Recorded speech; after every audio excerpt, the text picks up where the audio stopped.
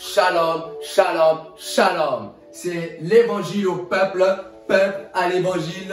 Je te bénis toi qui me suis. Je te bénis toi qui viens de cliquer sur cette vidéo au nom de Jésus. Je viens de dire à quelqu'un que c'est Jésus-Christ qui est Seigneur, c'est Jésus-Christ qui est Dieu. Il n'y a pas d'autre Dieu dans les cieux, sous la terre et sous la terre et même sous la mer. Seulement un seul nom, un seul nom, un seul nom, Jésus de Nazareth.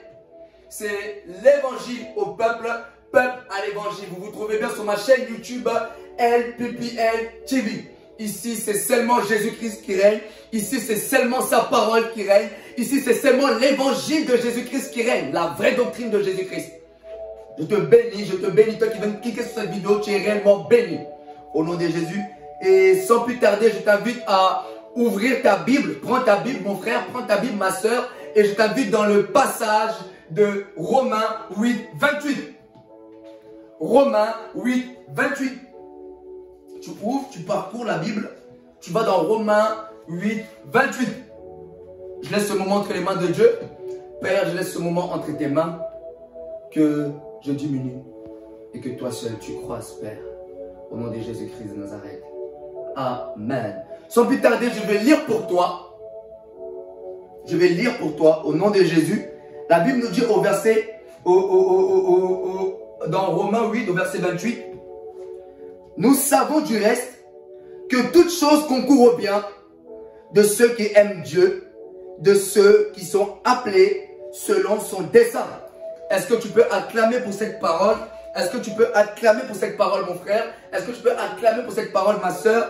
Et Jésus-Christ est Seigneur. Je vais dire à quelqu'un, Dieu a un plan pour toi. Dieu a un plan pour toi. Tu fais partie du plan de Dieu. Dieu a un but à accomplir dans ta vie. Dieu a un but à accomplir dans ta vie. Dieu veut accomplir son plan dans ta vie. Dieu a un plan pour toi, mon frère qui m'écoute. Dieu a un plan pour toi, ma soeur qui m'écoute. Si tu le crois, dis Amen.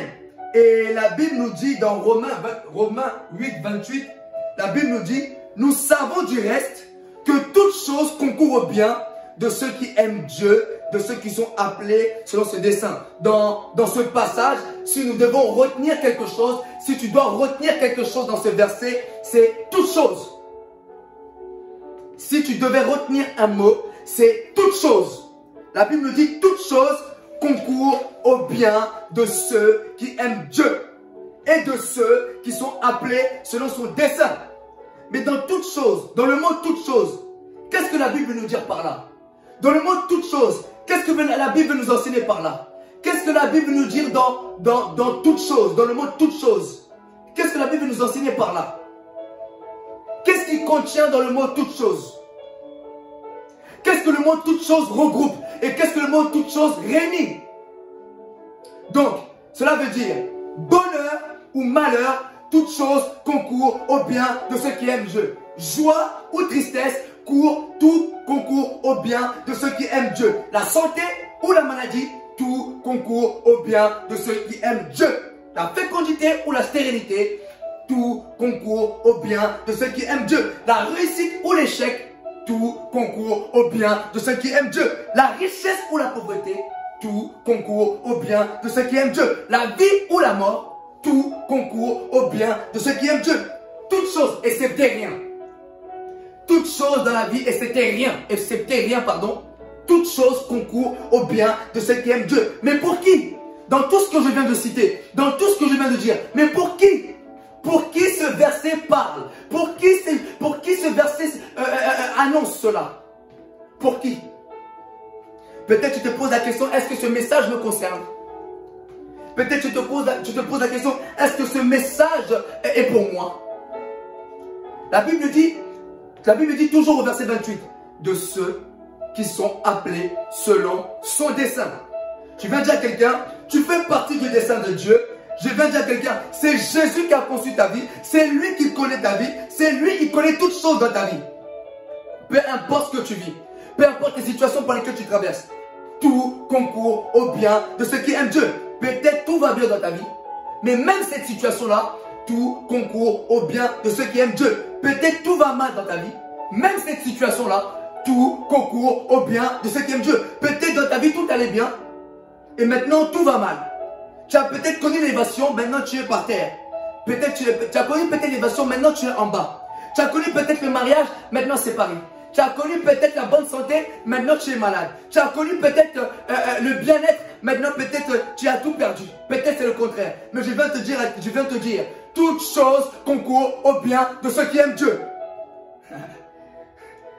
La Bible dit, je vais dire à quelqu'un, la Bible nous dit dans Romains, toute chose concourt au bien de ceux qui aiment Dieu. Tu aimes Dieu, n'est-ce pas, mon frère? Tu aimes Dieu, n'est-ce pas? Réponds par oui ou par non. Si la réponse est oui, bah, tout ce que tu veux, que ce soit positif ou négatif, tout concourt au bien de ceux qui aiment Dieu. Tout concourt au bien de ceux qui aiment Dieu et de ceux-là qui sont appelés selon ses desseins. Son dessein, pardon. Et est-ce que tu peux te rendre compte dans le verset Romains 8, 28? Nous savons du reste que toute chose concourt au bien de ceux qui aiment Dieu et de ceux qui sont appelés selon ses desseins. Est-ce que tu peux te rendre compte et réaliser que malgré ce que je vis, tu restes le choix de Dieu? Est-ce que tu peux réaliser à travers ce verset, à travers les situations que je passe, malgré ce que je vis, malgré les choses que je peux passer, je reste quand même le choix de Dieu. Tu restes quand même le choix de Dieu. La vie est faite de haut et de bas. Mais tu restes le choix de Dieu. La vie est faite de victoires et d'échecs. Mais dans tout cela, tu restes le choix de Dieu. Dis avec moi, malgré les situations que je peux vivre, malgré les complications que je peux vivre, malgré la confusion que je peux vivre, malgré les problèmes que je peux vivre, malgré la maladie, l'humiliation que je peux vivre, la souffrance, tout concourt au bien de ceux qui aiment Dieu. Et dans tout ce que tu vis, tu restes le choix de Dieu. Tu restes le choix de Dieu, ma soeur. Tu restes le choix de Dieu, mon frère. Cela n'a pas changé. Les situations que tu vis n'ont pas changé le fait que tu es toujours dans le plan de Dieu. Cela n'a pas changé le fait toujours que tu es dans le dessein de Dieu. Cela n'a pas effacé le dessein de Dieu pour ta vie. Malgré les problèmes que tu peux vivre, cela n'a pas enlevé le dessein de Dieu que Dieu a conçu pour toi. Dieu a toujours en vue son dessein pour ta vie, mon frère. Dieu a toujours en vue son dessein qu'il a conçu pour toi, mon frère. Même si tu te trouves au milieu de la tempête, même si tu te trouves au milieu des combats, Dieu a toujours en vue son dessein pour toi. Est-ce que tu le crois? Est-ce que tu le crois? La Bible dit tout concourt au bien de ceux qui aiment Dieu et de ceux-là, surtout, et de ceux-là qui sont appelés selon son dessein. Dieu te connaît, mon frère. Il connaît ta vie, ma soeur. Il connaît le début et la fin de ton problème. Reste calme. Peux-tu rester calme, mon frère? Dieu nous dit dans sa parole dans Jérémie 29, 11. Car je connais les projets que j'ai formés sur vous, projets de paix et non de malheur, afin de vous donner un avenir et de l'espérance. Le malheur peut arriver. Le malheur aussi concourt au bien de ceux qui aiment Dieu. Mais le malheur a une fin. Car il doit céder au projet de paix que Dieu a formé sur toi. Est-ce que tu comprends ce que je dis? La maladie peut arriver. La maladie aussi concourt au bien de ceux qui aiment Dieu. Mais la maladie a une fin. Car la maladie doit céder au projet de paix que Dieu a formé sur toi. La stérilité peut arriver. La stérilité aussi concourt au bien de ceux qui aiment Dieu. Mais la stérilité a une fin. Car la stérilité doit céder la place au projet de paix que Dieu a sur toi. Les difficultés peuvent arriver. Les difficultés aussi concourent au bien de ceux qui aiment Dieu. Mais les difficultés ont une fin. Parce que la difficulté doit céder la place au projet de paix que Dieu a formé sur toi. Le manquement aussi peut arriver. Le manquement aussi concourt au bien de ceux qui aiment Dieu. Mais le manquement a aussi une fin. Parce que Dieu l'unique, car le projet de paix que Dieu a formé sur toi doit aussi prendre place dans ta vie. Si tu le crois, dis Amen. Dieu a formé sur nous des projets de paix. Le fondement des projets de Dieu sur nous, la base des fondements, c'est la paix. Dieu n'a pas formé des projets de malheur pour l'homme. Non, c'est faux. Ce que nous vivons parfois au quotidien, ce que nous pouvons vivre parfois au quotidien, dans la vie quotidienne de nos vies chrétiennes, ce sont des difficultés, des combats, ce sont des choses passagères. ce sont des choses qui sont temporaires, mais qui concourent au bien de ceux qui aiment Dieu et de ceux-là qui sont appelés selon son dessein. Et comme tu es dans le plan de Dieu, mon frère, comme tu es dans le plan de Dieu, ma soeur, tu fais partie de son dessein, sache-le bien, la finalité, c'est la paix. Sache-le bien, la finalité, c'est la paix dans ta maison. Sache-le bien, la finalité, c'est la paix dans ton travail. Sache-le bien, la finalité, c'est la paix dans ta santé. Parce que Dieu a formé des projets de paix pour toi. La maladie passera, les difficultés passeront, les combats passeront, la souffrance passera. Mais le plan de Dieu pour ta vie, ce que Dieu a conçu pour toi, ce que Dieu a écrit ne passera pas. Si Dieu a écrit pour toi l'élévation, même si le quart de ta vie tu vis les choses en bas, même si le quart de ta vie tu vis en étant en bas, même s'il faut à la dernière seconde de ta vie, si Dieu, tu dois vivre l'élévation, tu la vivras. Parce que Dieu a écrit cela pour toi. Et si tu le crois, dis Amen. Et le thème de mon message, c'est le dessein de Dieu pour Jésus. Répète avec moi, le dessein de Dieu pour Jésus. J'ai parlé du dessein de Dieu pour ta vie. Que toute chose concourt au bien de ceux qui aiment Dieu, positif ou négatif. Et de ceux qui sont appelés selon ses desseins. Maintenant, je vais parler du dessein de Dieu pour Jésus. Mais vous savez, de même, dans le plan, dans le dessein de Dieu pour Jésus, l'homme se retrouve dedans.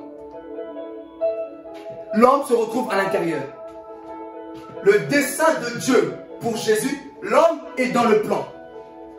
Le dessein de Dieu pour Jésus, l'homme est à l'intérieur. Tu es à l'intérieur, je suis à l'intérieur. L'humanité est à l'intérieur, le monde est à l'intérieur. Est-ce que tu me suis? L'humanité se retrouve dedans. Dans le dessein de Dieu pour Jésus, tu es dedans, mon frère. Dans le dessein de Dieu pour Jésus, tu es à l'intérieur, ma soeur. L'humanité se retrouve dedans. Toi, moi, nous sommes dans le dessein de Dieu pour Jésus. Ta famille est dans le dessein de Dieu pour Jésus. Dans le dessein de Dieu pour Jésus, l'homme pécheur est dedans. Dans le dessein de Dieu pour Jésus, le bandit est dedans. Dans le dessein de Dieu pour Jésus, les prostituées sont dedans. Dans le dessein de Dieu pour Jésus, les meurtriers sont dedans. Dans le dessein de Dieu pour Jésus, le fornicateur est dedans. Le pécheur est dedans. Donc tout homme est dedans. L'humanité est dedans. Je suis dedans, tu es dedans. Car l'homme est séparé de Dieu à cause du péché. L'homme est séparé et éloigné de Dieu à cause du péché. Le péché domine l'homme. Le mal domine l'homme. Le plaisir domine l'homme. La chair domine l'homme. Le péché a coupé la relation avec son Dieu, avec son Créateur. Le péché a coupé la relation de Dieu avec l'homme. L'homme a fait l'erreur de désobéir à Dieu. L'homme a fait un mauvais choix. Et l'homme a subi les conséquences de ses choix. La malédiction est entrée. La mort est entrée. La souffrance est entrée. Les difficultés sont entrées. Les liens sont entrés. La pauvreté est entrée. La souffrance est entrée. Mais dans tout ce que je viens de dire, pourquoi cela est venu? Dans tout ce que je viens de citer, pourquoi cela est venu? À cause du péché. Et qui est l'auteur de ces choses? Qui est l'auteur de la mort? Qui est l'auteur de la malédiction? Qui est l'auteur de la souffrance sur la terre? Qui est l'auteur de la difficulté, des liens, de la pauvreté? C'est l'homme. Aujourd'hui, la mort est entrée sur terre à cause de l'homme. Qui est l'auteur? C'est l'homme, c'est pas Dieu. On dit pourquoi Dieu, Dieu, Dieu. Non, c'est pas Dieu. Si aujourd'hui il y a la mort, si aujourd'hui il y a des difficultés, il y a la souffrance, il y a la maladie, c'est l'homme, ses propres choix. Si aujourd'hui il y a la maladie, c'est l'homme qui est l'auteur. À cause du péché au commencement. Et le péché d'Adam a chuté l'homme. Le péché d'Adam a chuté l'humanité. L'homme avait la stature élevée. L'homme avait la stature dominante. L'homme avait la stature forte. L'homme avait la stature poussante. Mais à cause du péché, l'homme est tombé plus bas que terre. L'homme n'est plus dominant, mais le péché domine l'homme. L'homme n'est plus fort, mais le péché est plus fort que l'homme. L'homme a perdu sa force. Et maintenant l'homme est faible devant le péché. L'homme n'est plus puissant, mais le péché a la puissance sur l'homme. L'homme a perdu son autorité. L'homme a perdu son pouvoir. C'est pourquoi Romains 5,12 nous dit, c'est pourquoi comme par un seul homme, c'est comme par un seul homme, pardon, le péché est entré dans le monde, et par le péché, la mort. Et qu'ainsi la mort s'est étendue sur tout homme, sur tous les hommes, parce que tous ont péché. L'homme est né pécheur à cause d'Adam. La preuve, est-ce qu'on apprend à un bébé de mentir? Est-ce qu'on apprend à un bébé de voler? Il le fait tout seul en grandissant. Est-ce qu'on apprend à un bébé de mentir ou de voler? Mais il le fait tout seul. Pourquoi? Parce que la chair, le péché habite en nous. La chair domine en nous. Parce que la nature du péché habite en nous. La chair domine. Mais dans ce dessein, Dieu a donné Jésus pour l'homme. Dieu nous a donné Jésus. Dieu a donné Jésus, le sauveur des hommes, le sauveur de l'humanité. Jésus, notre libérateur. Dieu nous a donné Jésus. Tu peux suivre ce message. Je l'ai prêché hier sur ma chaîne YouTube LPPL TV. Dieu nous a donné Jésus. Un message très puissant. Et je crois que tu vas être très béni et que ton âme va être fortifiée et sauvée surtout. Tu peux aller suivre, c'est sur ma chaîne YouTube au nom de Jésus. Comme je disais, Dieu nous a donné Jésus. Mais Dieu nous a donné Jésus. Mais dans quel état était l'homme? Dieu nous a donné Jésus. Dans quelle situation l'homme se trouvait? L'homme était mort. Intérieurement, l'homme mort spirituellement. L'homme était souffrant, malade, dans le péché, dans le chaos. Lié par le mal, lié par le péché, lié par les œuvres démoniaques. Et souvenez-vous au commencement, Dieu a donné aussi à l'homme. Souvenez-vous au commencement. Dieu aussi, au commencement, a donné aussi à l'homme. Dieu a donné le pouvoir à l'homme au commencement. Suivez-moi bien dans ce passage. Je vais vous pousser à être attentif sur ce que je suis en train de dire maintenant. Au commencement, Dieu aussi a donné à l'homme. Dieu a donné le pouvoir, la domination, la puissance de régner, l'élévation, les bénédictions à l'homme. Pendant que tout allait bien pour l'homme. Mais Dieu aussi a donné, le même Dieu qui a donné, lorsque l'homme allait bien, c'est le même Dieu qui a donné lorsque l'homme allait mal. Lorsque l'homme tout allait plus. Dieu a donné à l'homme lorsque l'homme venait de tout perdre là-haut. Quand je dis là-haut, ça veut dire au commencement. Et qu'est-ce que Dieu a donné à l'homme? Dieu a donné Jésus-Christ. Dieu a donné Jésus-Christ. Au commencement, je répète, au commencement, Dieu a donné aussi à l'homme. Pendant que tout allait bien pour l'homme, il a donné la force, le pouvoir de régner, l'élévation, la domination, les bénédictions. Pendant que tout allait bien. Mais le même Dieu aussi qui a donné à l'homme pendant que tout allait bien, c'est le même Dieu qui a donné à l'homme lorsque tout n'allait pas. Lorsque l'homme était dans le péché, l'homme était lié dans la malédiction, la mort, la souffrance, la maladie. Le même Dieu qui a donné à l'homme lorsque tout allait bien, c'est le même Dieu aussi qui a donné à l'homme lorsque tout allait mal. Et qu'est-ce que Dieu a donné à l'homme lorsque tout allait mal? C'est Jésus-Christ de Nazareth. C'est Jésus-Christ de Nazareth. Le même Dieu qui a donné à l'homme lorsque tout allait bien, l'homme était dans le règne. Allez ouvrir dans Genèse, allez voir qu'est-ce que Dieu a donné à l'homme. L'homme était dans le règne, la domination, le pouvoir, la bénédiction, l'élévation. Le même Dieu a donné aussi à l'homme lorsque tout allait mal, lorsque l'homme était lié par le péché. L'homme était lié dans le mal, la souffrance, la maladie. C'est le même Dieu qui a aussi donné à l'homme. Et c'est pourquoi la Bible nous dit dans Jean 3,16, car Dieu a tant aimé le monde qu'il a donné son Fils. Regardez, Dieu nous aime tellement, malgré la chute de l'homme, Dieu trouve encore la force de donner. Malgré la chute de l'homme, Dieu trouve encore l'amour de donner. Dieu nous aime tellement, malgré le péché de l'homme, malgré la désobéissance de l'homme, mais Dieu trouve encore le moyen de donner à l'homme. Et l'homme avait tout perdu. L'homme a tout perdu. L'homme est tombé à zéro. L'homme est tombé à terre. L'homme est tombé à zéro. Mais de zéro, Dieu nous donne un héros et son nom, c'est Jésus-Christ de Nazareth. L'homme a tout perdu. L'homme a perdu le règne, la domination, l'élévation, la puissance, le pouvoir que Dieu lui avait donné. Mais l'homme peut retrouver cela en Jésus, qui est lui-même le règne que l'homme avait perdu, qui est lui-même la domination que l'homme avait perdue, qui est lui-même le pouvoir que l'homme avait perdu, qui est lui-même la puissance que l'homme avait perdue, qui est lui-même l'élévation que l'homme avait perdue. Jésus. L'homme récupère tout en une seule personne, Jésus-Christ de Nazareth. L'homme récupère tout en une seule personne, Jésus-Christ de Nazareth. Nous savons du reste, comme la Bible nous dit au verset Romains 8, 28, nous savons du reste que toutes choses concourent au bien de ceux qui aiment Dieu et de ceux qui sont appelés selon son dessein. Et dans le dessein de Dieu, pour Jésus, l'homme se retrouve. Jésus est le dessein de Dieu pour l'homme.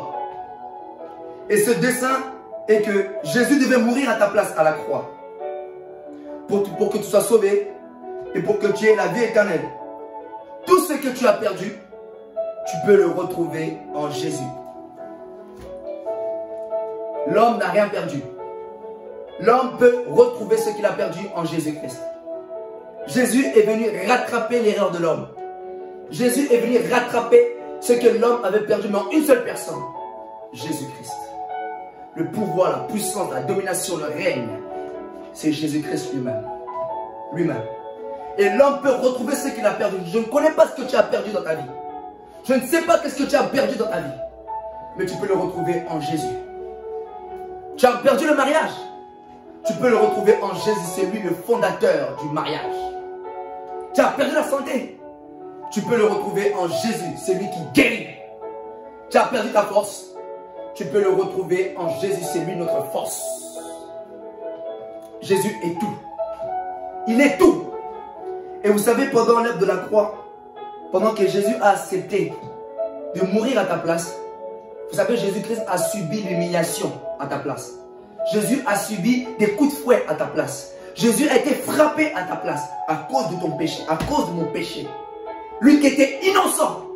J'imagine ceux-là qui étaient dans la ville lorsque Jésus-Christ montait sur le chemin de la croix, sur le chemin pour monter à Golgotha, le lieu du crâne, avec la croix dessus. Mais on lui disait, mais qu'est-ce qu'il a fait? Peut-être je me pose une question, je me dis que peut-être on lui posait la question. Seigneur, qu'a-t-il fait? Qu'est-ce que tu as fait pour mériter cette humiliation? Qu'est-ce que tu as fait pour mériter qu'on puisse t'injurier comme ça? Qu'est-ce que tu as fait? Toi qui as fait des miracles, toi qui as redonné la vie aux aveugles nés de naissance, toi qui as redonné, tu as relevé ceux qui étaient boiteux de naissance, toi qui as guéri ceux qui avaient les cœurs brisés. Maintenant, pourquoi tu te retrouves dans cette situation? Qu'est-ce que tu as fait? Peut-être on lui posait cette question pendant qu'il montait à la croix. Peut-être il montait par la souffrance. On lui demandait cette question. Jésus, qu'est-ce que tu as fait? Qu'est-ce que tu as fait? Osa, tu as fait quoi? Comme on dit en lingala, Osa la nini. Qu'est-ce que tu as fait, Jésus, pour mériter cela? Qu'est-ce que tu as fait, Jésus, pour qu'on puisse te frapper de verge? Qu'est-ce que tu as pu mériter? Et c'est là, je me dis que si Jésus devait répondre à ces personnes qui demandaient, nous savons du reste dans la souffrance. Nous savons du reste que toute chose concourt au bien de ceux qui aiment Dieu, de ceux-là qui sont appelés selon ses desseins. Parce qu'en réalité, dans les desseins de Dieu pour Jésus, tu étais dedans. Voilà ce que Jésus pouvait répondre à ces personnes qui pouvaient demander la question, Seigneur, pourquoi? Toute chose concourt au bien de ceux qui aiment Dieu. Parce que dans ce dessein-là, c'était le plan de sauver l'humanité. Dans ce dessein-là, c'était le plan de te sauver du péché et de sauver surtout de l'enfer. Voilà. Toute chose concourt au bien de ceux qui aiment Dieu. Et je t'invite, mon frère, à recevoir Jésus-Christ comme Seigneur et Sauveur. Il a payé le prix pour toi à la croix. Il a payé le sacrifice ultime pour toi à la croix par son sang. Aujourd'hui, tu peux être racheté par Dieu par son sang. Aujourd'hui, tu peux être inscrit dans le livre de vie par son sacrifice, Jésus-Christ. C'est lui le seul chemin. Il a dit, je suis le chemin. Personne n'a parlé ainsi. Vous pouvez faire le tour de tous les livres des entre guillemets religions. Personne n'a parlé ainsi. Personne n'a pu dire, je suis le chemin, la vérité et la vie. Personne n'a employé le mot je. Jésus-Christ de Nazareth. Il est tout. Et Jésus t'aime et il désire te sauver. Il veut te voir auprès de lui. Il veut faire de toi une personne heureuse, et veut surtout assurer ton éternité. Et si tu veux accepter Jésus-Christ dans ta vie, tu as été touché par ce message, répète après moi: Seigneur Jésus, je viens à toi. Je te demande pardon pour mes péchés. Je me repens de tous mes péchés. Je tourne mon cœur vers toi. Je regarde désormais à toi. Père, je reconnais que Dieu t'a ressuscité des morts. Et je confesse de ma bouche que Jésus-Christ est Seigneur. Amen. Dès à présent, tu as fait cela. Tu es inscrit dans le livre de vie. Ton âme est sauvée. Ton intérieur est sauvé. La vie éternelle vient d'entrer dans ta vie. Plus question de condamnation. Il n'y a plus de condamnation pour ceux qui sont en Jésus-Christ. Voilà. Le dessein de Dieu pour Jésus. Tu es dedans. Et tu es sauvé, mon frère. Tu as fait un très bon choix. Tu ne regretteras pas de ton choix demain. Et je vais prier pour toi. Père, je prie pour ton peuple qui vient d'écouter cette parole. Père, je prie à ce que, Seigneur, que tu puisses garder leur foi et que tu puisses garder leur décision de te suivre au nom de Jésus-Christ de Nazareth. Je bénis ton peuple qui m'écoute. Je les bénis. Je les bénis. Ceux qui me suivent partout dans le monde. Je les bénis au nom de Jésus-Christ de Nazareth. Amen. C'était l'évangile au peuple. Peuple à l'évangile. C'était la dernière session. Hier, il y avait vendredi la session. La parole est déjà sur ma chaîne YouTube. Tu peux regarder. Dieu nous a donné Jésus. Et là, c'est la continuité, le dessein de Dieu pour Jésus. Et toi, je t'invite, toi qui n'as pas d'église, je t'invite à l'église L'Armée de Victoire Paris, au 22 rue Honoré Oursel à Villeneuve-le-Roi. Le culte commence de 13h30 à 15h30, voire 16h. Je répète pour toi, si tu n'as pas d'église, tu cherches une assemblée pour prier, je t'invite dans mon église, à l'église de Dieu, l'Armée de Victoire Paris, qui se situe au 22 rue Honoré Oursel, Villeneuve-le-Roi. Le culte débute, c'est chaque dimanche, de 13h30 à 15h30, voire 16h, c'est fini. Et voilà, c'était le dernier message que j'avais à vous dire. Et que Dieu vous bénisse. On se retrouve vendredi prochain pour la prochaine session et samedi prochain. Vendredi, c'est à 20h30 et le samedi, 20h. Au nom de Jésus-Christ de Nazareth. Amen.